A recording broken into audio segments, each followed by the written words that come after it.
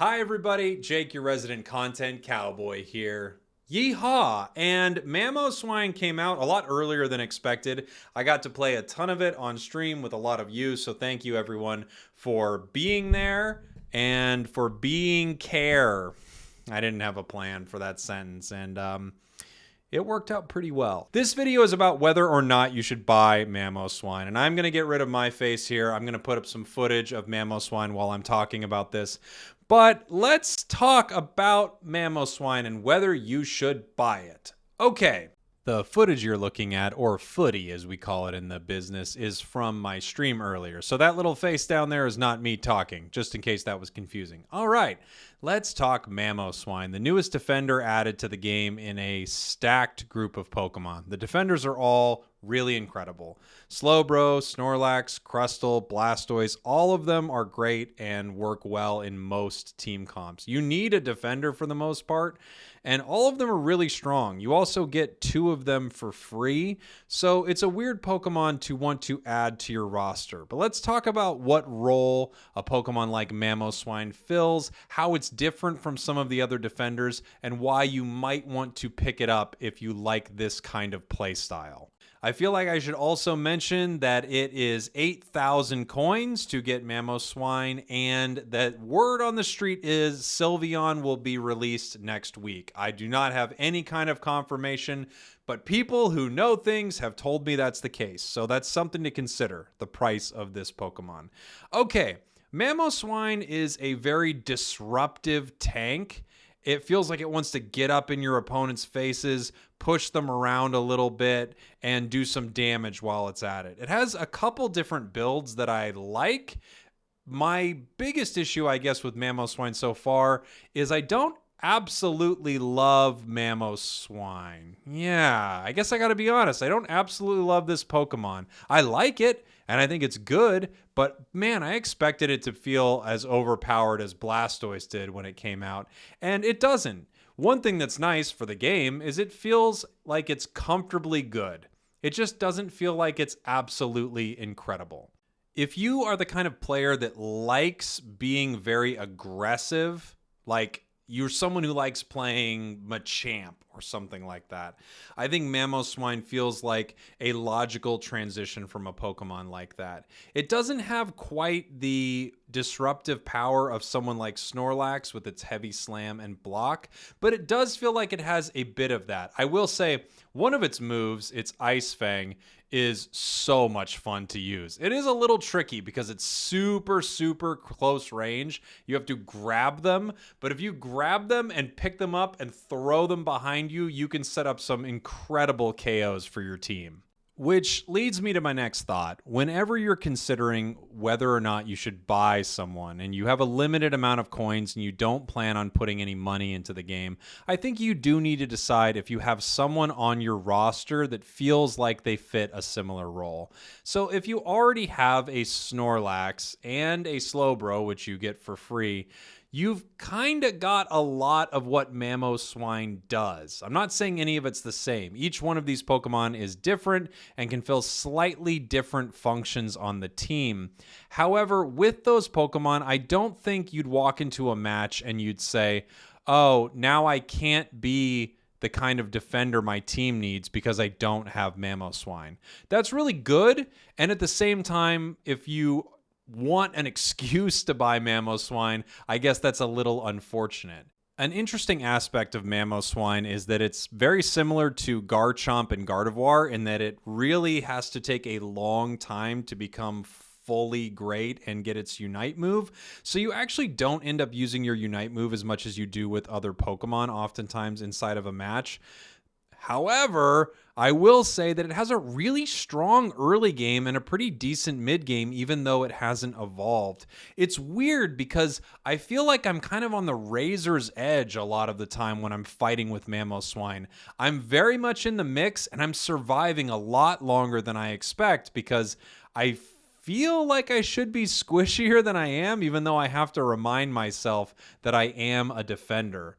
Some of its abilities are fun. I think both of its ice abilities are the funnest. Icicle Crash drops icicles from the ceiling and can freeze people and puts a big one in the middle that explodes after a minute. It's a really cool ability, and it actually helps zone people out pretty well and does a lot of damage. Its two ground abilities aren't my favorite for different reasons. I think I like Earthquake a little bit better than High Horsepower. High Horsepower combos with Icicle Crash, but actually, I just don't prefer it with that build. So let me talk to you about these two abilities. Earthquake has you leap to a location after a little bit of a delay, so you kind of like rear back and then jump forward. I don't love the slight delay to it, but it is nice to leap towards the enemy, and it does suck enemies in towards you a little bit, which is really nice if you need to grab someone with your Ice Fang.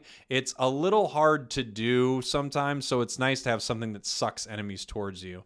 And its other ability, High Horsepower, has you dash at the enemies and then slam down afterwards.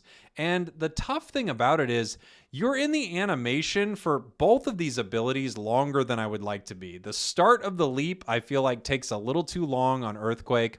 And then at the end of High Horsepower, I'm just thinking, man, I am really stuck out here. There are some cool use cases for both of these powers, but I feel like the ice powers are where Mamoswine really shines. And then we also have Mamoswine's Unite move. At first, I thought this was dealing a lot of damage, but the more and more I played, I don't know. I think it's actually kind of weak.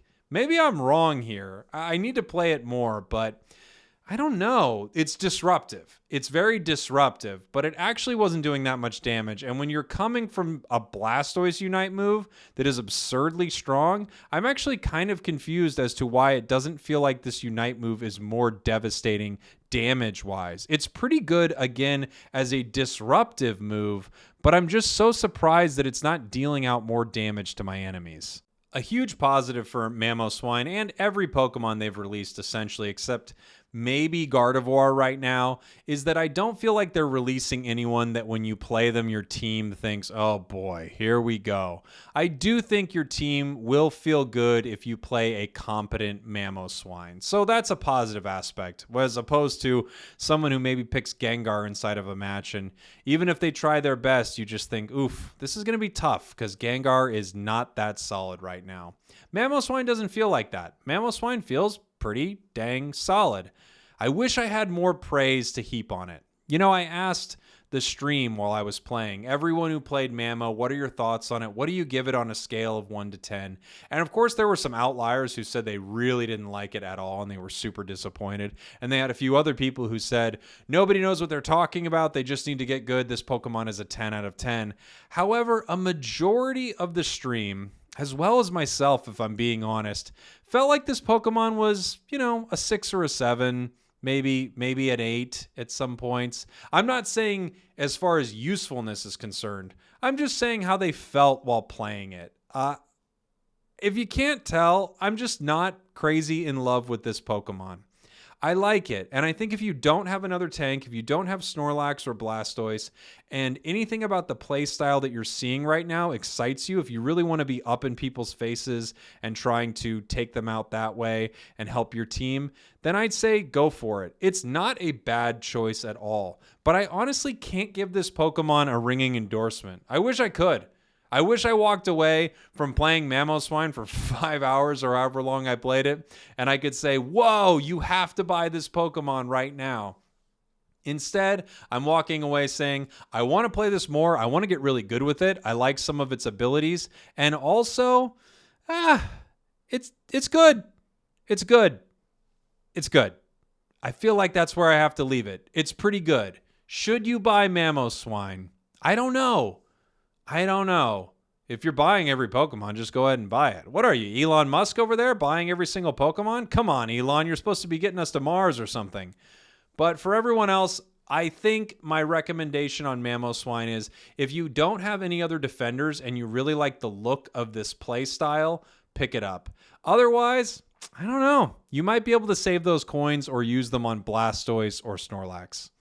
I'm sitting here and I'm kind of laughing. I feel a little bad not giving a ringing endorsement for this Pokemon, but I'm just trying to be honest with everyone and let you know that while I liked it, I didn't love it. I didn't love it, and I wish I loved it a little bit more. So there we have it. Should you buy Mamoswine? Right now, I'm kind of a soft yes. I'm a soft yes. You know what it feels like? It's like we're trying to figure out what we want to eat. We're going, I don't know this, I don't know that. And then you go, ooh, how about this place? How about we go to Jack in the Box? How about we go to Del Taco? And I go, yeah.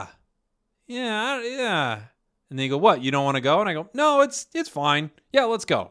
That's how I feel about Mamoswine right now. Thank you all for watching. Thank you for listening. Mamoswine, this very, very disruptive and pretty fun tank to play. Those are my thoughts on whether or not you should buy it. All right, goodbye, everybody. Love you. Mwah.